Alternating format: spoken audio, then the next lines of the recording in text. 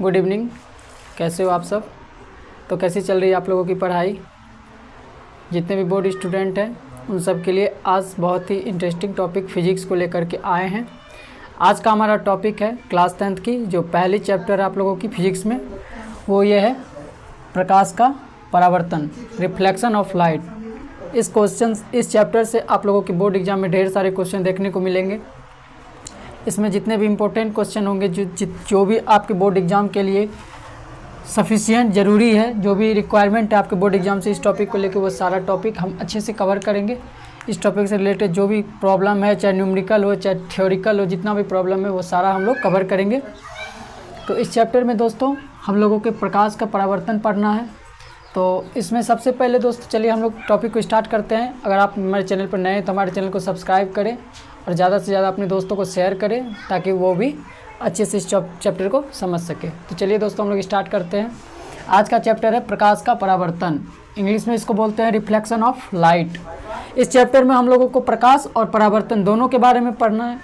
तो इस चैप्टर का जैसे कि नाम है दोस्तों प्रकाश का परावर्तन, तो इसमें सबसे पहले वर्ड आता है प्रकाश। प्रकाश के बारे में आप लोग जितने लोग जानते हैं आप लोग कमेंट कर सकते हैं। तो प्रकाश के बारे में हम लोग को पढ़ना है दोस्तों। आपके बोर्ड एग्जाम में डायरेक्ट यहाँ से क्वेश्चन आता है कि प्रकाश क्या है, प्रकाश का परिभाषा दे, प्रकाश किसको कहते हैं। तो चलिए दोस्तों हम लोग प्रकाश को समझते हैं। इस दुनिया में जितनी भी वस्तुएं हैं, चाहे आप हो, हम हो, कोई भी जीव जंतु, कोई भी वस्तु, सामान, आकाश, ज़मीन, जो भी कुछ है वो सबको हम लोग कैसे देखते हैं। अगर आप सोचिए हर जगह अंधेरा हो जाए तो हम लोग क्या देखेंगे? हम लोग को कुछ पता नहीं चलेगा कहाँ क्या है नहीं है। तो प्रकाश एक बहुत ही ज़रूरत वाली चीज़ है हम लोगों के लिए, ताकि हम प्रकाश से ऊर्जा भी लेते हैं और किसी भी चीज़ को हम लोग देख सकते हैं। जैसे कोई भी चीज़ हम लोग अगर देखते हैं तो उसका क्या है, उसका वजह क्या है? प्रकाश। अगर लाइट ही ना रहेगा तो हम किसी भी चीज़ को देख नहीं पाएंगे। तो ये तो हम लोग अपने भाषा में समझ लिए। चलिए हम आपको इसका परिभाषा लिखाते हैं। तो आप लोग जल्दी से अपनी कॉपी और कलम ले लीजिए और लिखना स्टार्ट कीजिए। दोस्तों आप लोगों को परिभाषा लिखना ज़रूरी है, क्योंकि दोस्तों देखिए हम समझ तो जाते हैं, किसी भी चीज़ को हम समझ तो जाते हैं, लेकिन परीक्षा में हमको एक सुपरिभाषित ढंग से उसको लिखना रहता है। तो चलिए प्रकाश का डिफिनेशन लिखिए।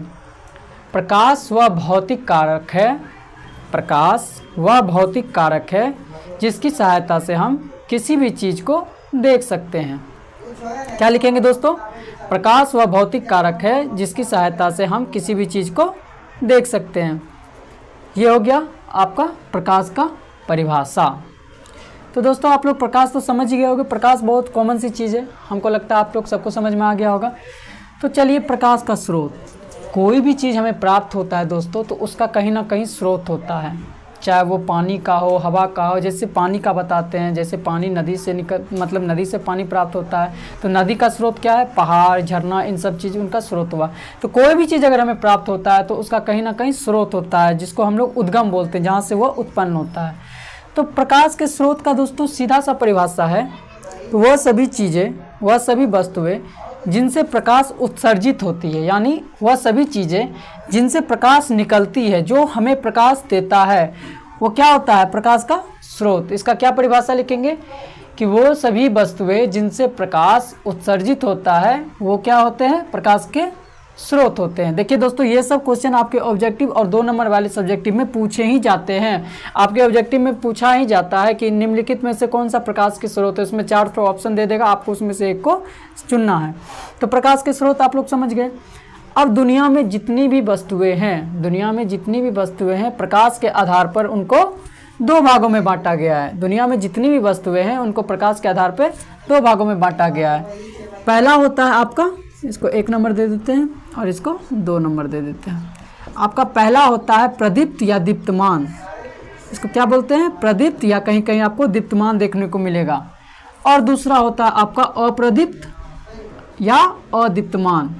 जितनी भी वस्तुएं हैं दुनिया में प्रकाश के आधार पर उनको 2 भागों में बांटा गया है, प्रदीप्त या दीप्तमान और अप्रदीप्त या अदीप्तमान। दोस्तों अगर आप लोग नोट करते जाते हैं तो आप लोग को रिवीजन में बहुत आसानी होगी, आप लोगों के लिए अच्छा होगा। तो आप लोग ज़्यादा से ज़्यादा नोट करते जाएं। तो चलिए हम लोग पहला प्रदीप्त के बारे में समझते हैं। प्रदीप्त वस्तु किसको कहते हैं? तो प्रदीप्त वस्तु का वही एग्जाम्पल है, वो सभी वस्तुएं जिनसे प्रकाश निकलती है या प्रकाश उत्सर्जित होती है वो प्रदीप्त कहलाता है। प्रदीप्त का एग्जाम्पल क्या सब हो सकता है दोस्तों? जैसे प्रदीप्त का एग्जाम्पल हो गया सूर्य, सूर्य हो गया।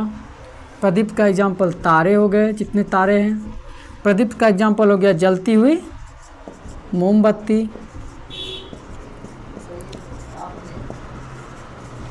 ये सभी किसका एग्जाम्पल है? प्रदीप्त का। और एक बात दोस्तों, अगर आप बोर्ड एग्जाम में किसी भी चीज़ की परिभाषा लिखते हैं और आप चाहते हैं कि हमारा रिजल्ट बहुत ही अच्छा है, तो उसका एक तरीका है कि आप किसी भी चीज़ का परिभाषा लिखें तो उसके नीचे उसका एग्जाम्पल, उसका उदाहरण जरूर लिखें, जिससे कि एग्जामिनर आपको अच्छे अंक देंगे। और एक अच्छा तरीका है कॉपी को लिखने का, आप एग्जाम्पल जरूर लिखें। तो हम लोग प्रदीप्त के बारे में बोल लेते। प्रदीप्त या दीप्तमान किसको कहते हैं? तो वो सभी वस्तुएं जिनसे प्रकाश निकलती है या जिनसे प्रकाश उत्सर्जित होती है उनको क्या बोलते हैं? प्रदीप्त या दीप्तमान। दूसरा आ जाता है हम लोग का अप्रदीप्त या अदीप्तमान। दूसरा हमारा क्या आ जाता है? अप्रदीप्त या अदीप्तमान। तो इसका परिभाषा होगा कि वो सभी वस्तुएं जिनसे प्रकाश नहीं निकलती है उन्हें अप्रदीप्त या अदीप्तमान कहते हैं। इसका एग्जाम्पल क्या होगा? तो कुछ भी एग्जाम्पल ले सकते हैं दोस्तों, जैसे ईंट हो गया, मकान हो गया, आपका कुर्सी हो गया। जितने भी वस्तुएं हैं जिनसे प्रकाश नहीं निकलती है वो सभी क्या हो जाते हैं? अप्रदीप्त या अदीप्तमान कहलाते हैं। यहाँ तक दोस्तों आप लोग समझ गए। इसके आगे देखिए, सबसे इम्पोर्टेंट चीज़ आता है कि प्रकाश की किरण। अगर आप लोगों को इसका परिभाषा आता है तो आप लोग कमेंट में लिखिएगा। तो प्रकाश की किरण क्या होती है? इसको इंग्लिश में बोलते हैं ray of light. Ray of light. तो प्रकाश की किरण क्या होती है? तो चलिए दोस्तों प्रकाश की किरण पर बात कर ले। जब प्रकाश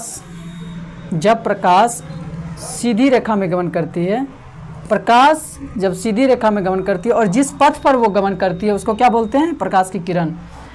प्रकाश जिस पथ पर गमन करती है उसको क्या बोलते हैं? प्रकाश की किरण बोलते हैं। प्रकाश जब जिस सीधी रेखा में गमन करती है उसको क्या बोलते हैं?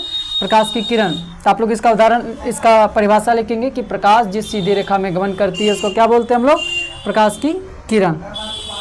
दोस्तों ये सब आपके ऑब्जेक्टिव के लेके बहुत ही इंपॉर्टेंट है। आपके ऑब्जेक्टिव में इन सब से क्वेश्चन रहता है। आपके हर साल के बोर्ड एग्जाम में इस साल भी आपके इसमें क्वेश्चन रहेगा। तो आप लोग बेहतर रहेगा कि नोट्स बना के इसको रिवीजन करते रहे। और दोस्तों हम आप लोगों के लिए गैस पेपर लेकर भी आएंगे। आप लोगों का गैस पेपर में जितना भी प्रीवियस ईयर क्वेश्चन है, ऑब्जेक्टिव हो, सब्जेक्टिव हो, जितना भी क्वेश्चन है, हर चैप्टर को लेके हम लोग डिस्कस करेंगे और हर चैप्टर में हर सवाल को हम लोग सॉल्व करेंगे और ऑब्जेक्टिव का हम लोग प्रैक्टिस करेंगे। तो चलिए दोस्तों, आप लोग प्रकाश की किरण समझ गए होंगे कि प्रकाश जिस सीधी रेखा में गमन करती है उसको हम लोग क्या बोलते हैं? प्रकाश की किरण बोलते हैं। उसके आगे आ जाता है दोस्तों किरण पुंज। ये दोस्तों ये भी इम्पोर्टेंट है, इससे हर बार क्वेश्चन पूछा गया है, बहुत हर बार क्वेश्चन रहता है। इससे किरण पुंज क्या होता है, चाहे आप ऑब्जेक्टिव में देख लीजिए या सब्जेक्टिव में। तो किरण पुंज को हम लोग समझते हैं। जब एक किरण निकलती है तो एक रेखा में निकलती है तो उसको क्या बोलते हैं? प्रकाश की किरण। किरण पुंज क्या होता है? यहाँ पे देखिए दोस्तों, किरण तो आप लोग अभी समझ ही गए किरण किसको कहते हैं। और यहाँ पे एक और शब्द जुड़ा है इसके साथ, पुंज। पुंज का मतलब होता है दोस्तों समूह। समूह मतलब जिसमें बहुत सारा हो, बहुत गट्ठा टाइप का, उसको क्या बोलते हैं? पुंज। तो ये किरण हो गया। अब इस शब्द से आप समझ सकते हैं कि किरण जो है, जब ढेर सारी किरण उसमें भरी हो तो उसको क्या बोलते हैं? किरण पुंज। जैसे आप लोग इसका एग्जांपल से समझ सकते हैं कि टॉर्च जब हम लोग बारते हैं तो टॉर्च से जो लाइट निकलती है उसमें ढेर सारी किरण एक साथ निकलती है और एक गोल जैसा बन जाता है, उसमें बहुत सारी किरण रहती है प्रकाश की। तो उसको हम एक किरण पुंज का एक एग्जाम्पल हो सकता है। तो इसका परिभाषा होगा कि किरणों के समूह को, पुंज मतलब क्या होता है दोस्तों? समूह, झुंड। तो इसको लिखेंगे कैसे? किरणों के समूह को हम लोग क्या कहते हैं? किरण पुंज कहते हैं। किरण पुंज 3 प्रकार की होती है। पहला हो गया आपका अभिसारी किरण पुंज। पहला क्या हो गया दोस्तों? अभिसारी किरण पुंज। दूसरा हो गया आपका अपसारी किरण पुंज। और तीसरा हो गया आपका समांतर किरण पुंज। किरण पुंज किसे कहते हैं दोस्तों? किरणों के समूह को क्या बोलते हैं हम लोग? किरण पुंज बोलते हैं। किरण पुंज 3 प्रकार की होती है, अभिसारी किरण पुंज, अपसारी किरण पुंज और समांतर किरण पुंज। तो चलिए दोस्तों, यहाँ तक आप लोग समझ गए। अब हम इस तीनों किरण पुंज को अच्छे से समझते हैं बाय फिगर के साथ। तो चलिए दोस्तों, इसके आगे हम लोग समझने की कोशिश करते हैं। आप लोग नोट कर लिए तो अच्छी बात है। नोट से आप लोगों को रिवीजन करने में ज़्यादा फायदा होगा, इसीलिए आप लोग बेहतर तैयारी के लिए नोट ज़रूर करें। ठीक है दोस्तों, पहला क्या था? अभिसारी किरण पुंज।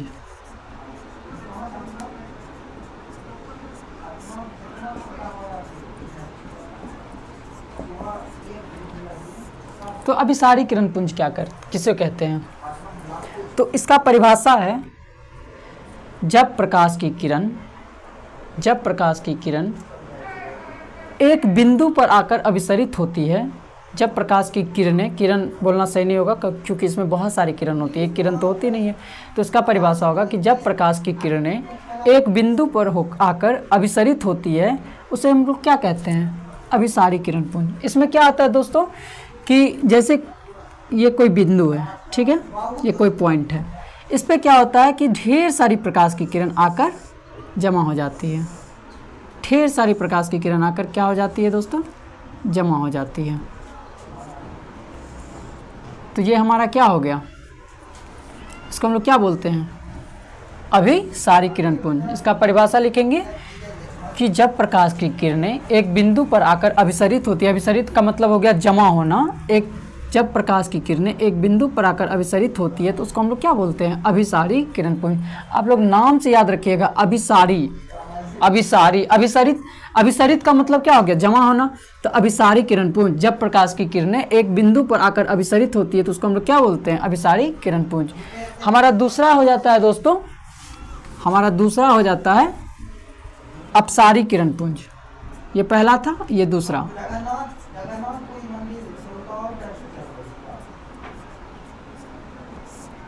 अपसारी किरण पुंज। अपसारी किरण पुंज क्या होता है? अपसारी किरण पुंज जैसे इसका उल्टा होता है।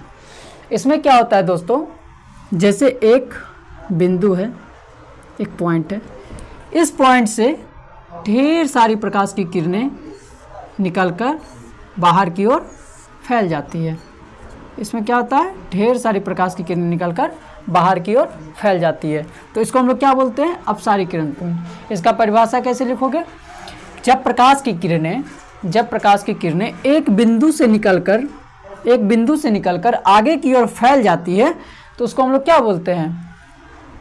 अपसारी किरण पुंज। जैसे आप लोग टॉर्च को देख लीजिए, निकलती है टॉर्च और पूरा फैल जाती है, तो वो किसका एग्जाम्पल हो गया? अपसारी किरण पुंज का। ठीक है दोस्तों, अब तीसरा आपका आ जाता है कि समांतर किरण पुंज।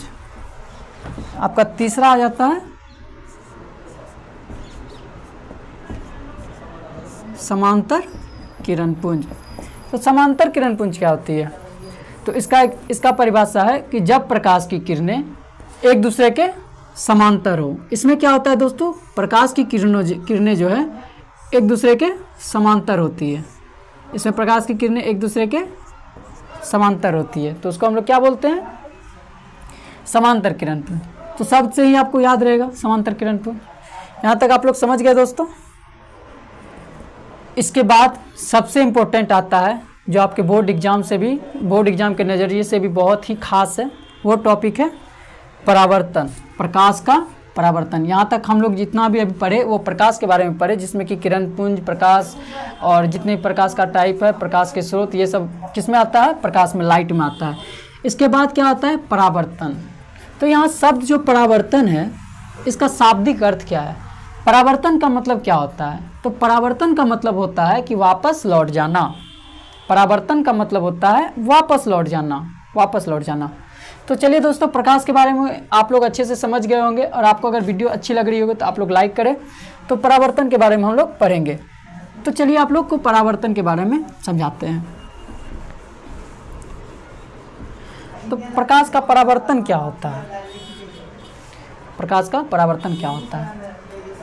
तो जब कोई समतल सतह जैसे हम लोग मान सकते हैं, हम लोग के घर में जो मिरर होता है, मिरर आप लोग देखे होंगे, उसी को मान लीजिए। जब कोई समतल सतह पर, या उसको हम बोल सकते हैं परावर्तित सतह, जिस सतह पर कोई भी चीज़ परावर्तित होती है, रिफ्लेक्ट होती है, उसको क्या बोलते हैं? परावर्तक सतह। तो जब किसी परावर्तक सतह पर कोई किरण आकर पड़ती है, जब किसी परावर्तक सतह पर, ध्यान से समझिएगा दोस्तों, जब कोई परावर्तक सतह पर कोई किरण आकर पड़ती है और परावर्तन के बाद वो उसी माध्यम में लौट जाती है।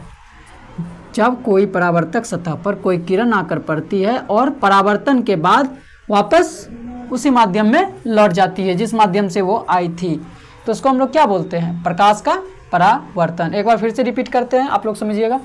जब प्रकाश की किरण जब किसी परावर्तक सतह पर प्रकाश की किरण आकर पड़ती है और परावर्तन के बाद क्या हो जाती है? वापस उसी माध्यम में लौट जाती है, तो उसको हम लोग क्या बोलते हैं? प्रकाश का परावर्तन। तो प्रकाश के परावर्तन को लेकर निम्नलिखित बिंदु है, ये सब बिंदु आपके बोर्ड एग्जाम में अच्छा खासा नंबर दिलाएगी, क्योंकि हर एक बिंदु से क्वेश्चन आता ही आता है। आपका 2 नंबर में भी क्वेश्चन आता है और आपका 1 नंबर में भी क्वेश्चन आपसे पूछ देगा आपतित किरण क्या होता है, परावर्तन कोण क्या होता है, अभिलंब किसको कहते हैं, आपतन बिंदु क्या होती है।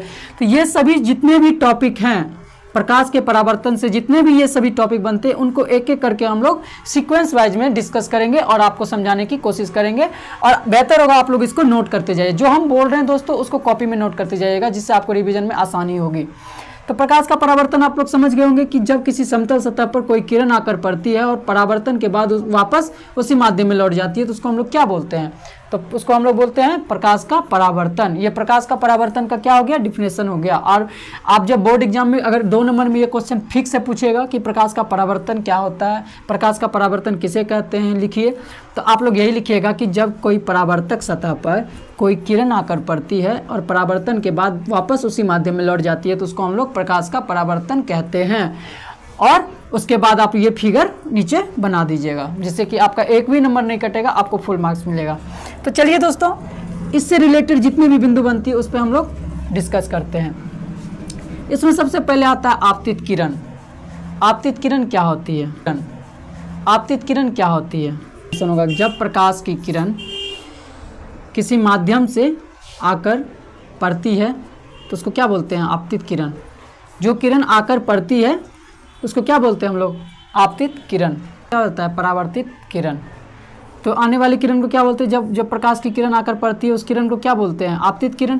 तो चलिए दोस्तों, परावर्तित किरण के बारे में आप लोग बता दें कि परावर्तन सतह से, ये क्या हो गया? परावर्तक सतह से परावर्तन के बाद यहाँ से किरण आई, परावर्तित होकर वापस लौट के, तो ये आपका हो जाता है आपतित किरण। आपतित किरण। तो परावर्तक सतह से परावर्तन के बाद लौटने वाली किरण को क्या बोलते हैं हम लोग? परावर्तित किरण। ये आपका हो गया परावर्तित किरण। ठीक है, समझ गया दोस्तों। तीसरा पॉइंट है आपका आपतन बिंदु। आपतन बिंदु किसे कहते हैं? चलिए दोस्तों, आपतन बिंदु के बारे में हम लोग डिस्कस करते हैं। आपतन बिंदु किसे कहते हैं? तो आपतित किरण, ये आपतित किरण जिस बिंदु पर आकर पड़ती है, आपतित किरण परावर्तक सतह के जिस बिंदु पर आकर पड़ती है उसको क्या बोलते हैं हम लोग? आपतन बिंदु बोलते हैं। जैसे दोस्तों ये परावर्तक सतह हो गया, ये आपका परावर्तक सतह हो गया। तो परावर्तक सतह पे देखिए दोस्तों, परावर्तक सतह ये हो गया आपका एक मिरर टाइप का। इस पे बहुत सारा बिंदु, अनंत बिंदु आप लोग देख सकते हैं। यहाँ बिंदु है, यहाँ बिंदु है, यहाँ बिंदु हो सकता है, यहाँ यहाँ यहाँ यहाँ अनंत बिंदु तक हो सकता है। तो आपका है क्या? अभिलंब किसको कहते हैं? आपतन बिंदु के बारे में आप लोग समझ गए होंगे कि आपतित किरण परावर्तक सतह के जिस बिंदु पर आकर पड़ती है उसको हम लोग क्या बोलते हैं? आपतन बिंदु बोलते हैं। तो अभिलंब किसको कहते हैं? तो ये हो गया आपका आपतित किरण और ये हो गया आपका परावर्तित किरण। ये हो गया आपका आपतित किरण, ये हो गया आपका परावर्तित किरण। तो आपतित किरण और परावर्तित किरण, आपतित किरण और परावर्तित किरण के बीच जो लंब खींचा गया है उसको क्या बोलते हैं हम लोग? अभिलंब बोलते हैं। ये लेकिन थोड़ा लंबा परिभाषा हो जाएगा, तो आप अभिलंब के लिए सीधा लिख सकते हैं कि आपतन बिंदु से खींचा गया लंब, आपतन बिंदु से खींचा गया लंब क्या कहलाता है? हमारा अभिलंब कहलाता है। अभिलंब हो गया। ये प्रकाश के परावर्तन में 2 कोण बनते हैं दोस्तों। पहला कोण है आपका आपतन कोण, दूसरा कोण है आपका परावर्तन कोण। तो चलिए इस दोनों चीज़ को समझते हैं। तो आपतन कोण का आप लोग परिभाषा लिख सकते हैं कि आपतित किरण, ये हो गया आपतित किरण और ये हो गया अभिलंब। अभिलंब किसको कहते हैं? आपतन बिंदु से खींचा गया लंब अभिलंब कहलाता है। तो आपतन कोण किसको कहते हैं? तो आपतन कोण का परिभाषा लिखिएगा कि आपतित किरण और अभिलंब के बीच में बनने वाले कोण को क्या बोलते हैं हम लोग? आपतन कोण। जैसे ये आपतित किरण आकर ये परावर्तक सतह पे पड़ी, उसके बाद क्या हो गई? परावर्तित हो गई। तो आपतित किरण और ये हमारा हो गया अभिलंब। यहाँ तक समझ गए होंगे अभिलंब किसको कहते हैं। तो अभिलंब कहते हैं आपतन बिंदु से खींचा गया लंब क्या कहलाता है, हमारा अभिलंब। ये हो गया आपका अभिलंब। चलिए इसको डिनोट कर देते हैं, ये आपका क्या हो गया, अभिलंब। तो यहाँ तक आप लोग समझ गए। चलिए फिर से हम एक बार रिपीट कर देते हैं। आपतित किरण किसको कहते हैं, आपतित किरण प्रकाश की किरण आकर पड़ती है तो आने वाली किरण को क्या कहते हैं हम लोग, आपतित किरण कहते हैं। दूसरा हमारा परावर्तित किरण हो जाता है।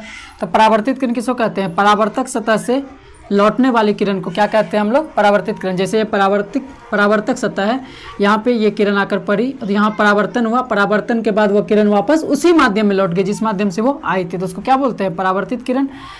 तीसरा पॉइंट है आपतन बिंदु। तो आपतित किरण परावर्तक सतह की जिस बिंदु पर आकर पड़ती है वो बिंदु एक खास बिंदु माना जाता है। तो ये हो गया, ये बिंदु आपका क्या हो गया, ये आपका हो गया आपतन बिंदु। समझ गए दोस्तों। उसके बाद चौथा पॉइंट आता है आपका अभिलंब। अभिलंब किसको कहते हैं, तो आपतन बिंदु ये हो गया आपका। आपतन बिंदु पर जो हम लोग लंब खींचते हैं उस लंब को क्या कहते हैं हम लोग, अभिलंब कहते हैं। आपतन कोण, तो आपतन कोण का क्या परिभाषा होगा, आपतित किरण और अभिलंब के बीच में बनने वाली कोण को क्या कहते हैं हम लोग, आपतन कोण कहते हैं। और इसको हम लोग स्मॉल आई से, सॉरी यहाँ पे होगा आपतन कोण, इसको हम लोग स्मॉल आई से डिनोट करते हैं। परावर्तन कोण किसको कहते हैं, तो परावर्तन कोण को हम लोग समझते हैं कि परावर्तित किरण और अभिलंब के बीच में बनने वाले कोण को क्या कहते हैं हम लोग, परावर्तन कोण कहते हैं। यह आपका अभिलंब हो गया, यह परावर्तित किरण हो गया। तो अभिलंब और परावर्तित किरण के बीच में बनने वाले कोण को हम लोग क्या बोलते हैं, परावर्तन कोण बोलते हैं और इसको हम लोग स्मॉल आई से डिनोट करते हैं। यहाँ तक आप लोग समझ गए, हर पॉइंट को आप लोग नोट कर लीजिएगा। उसके बाद दोस्तों आ जाता है हमारा परावर्तन का नियम। इस टॉपिक को हम लोग कल पढ़ेंगे, आज तक के लिए इतना ही। परावर्तन के नियम के बारे में हम लोग बता देते हैं। परावर्तन का मुख्यतः दो नियम है दोस्तों। इसका पहला नियम ये है कि आपतन कोण और परावर्तन कोण समान होते हैं, यानी जितना आई होता है उतना ही क्या होता है हम लोग का, एंगल आर होता है। यानी आपतन कोण परावर्तन कोण के समान होता है, यानी जितना एंगल आई है उतना ही एंगल आर होता है। और ये फॉर्मूला आपका न्यूमेरिकल सॉल्व करने में मदद करेगी। इतना आप याद, सिंपली इतना याद रखिएगा कि आपतन कोण और परावर्तन कोण बराबर होते हैं। आपतन कोण के बारे में हम आपको बता चुके हैं कि आपतित किरण और अभिलंब के बीच में बनने वाले कोण को क्या बोलते हैं, आपतन कोण बोलते हैं। और परावर्तन कोण किसको कहते हैं, परावर्तित किरण और अभिलंब के बीच में जो कोण बनता है उसको क्या बोलते हैं, परावर्तन कोण बोलते हैं। और आपतन कोण को हम लोग छोटी आई से दिखाते हैं और परावर्तन कोण को हम लोग स्मॉल आर से दिखाते हैं। ठीक है दोस्तों। तो परावर्तन के नियम आप लोग समझ गए होंगे कि परावर्तन का मुख्यतः दो नियम है। पहला नियम यह है कि आपतन कोण और परावर्तन कोण बराबर होते हैं। और दूसरा नियम क्या है दोस्तों, परावर्तन के नियम का दूसरा नियम है कि आपतन कोण, परावर्तन कोण तथा आपतन बिंदु पर खींचा गया अभिलंब तीनों एक ही तल में होते हैं। क्या बोले हम, आपतन कोण और परावर्तन कोण तथा आपतन बिंदु पर खींचा गया अभिलंब तीनों एक ही तल में होते हैं। यहाँ से समझिए परावर्तन का मुख्यतः कितने नियम है, दो नियम है। पहला नियम आपतित किरण परावर्तित किरण के बराबर होती है और दूसरा नियम आपतित किरण परावर्तित किरण तथा आपतन बिंदु पर खींचा गया अभिलंब तीनों एक ही तल में होते हैं। आपतित किरण परावर्तित किरण तथा आपतन बिंदु पर खींचा गया अभिलंब तीनों क्या होती है, एक ही तल में होते हैं।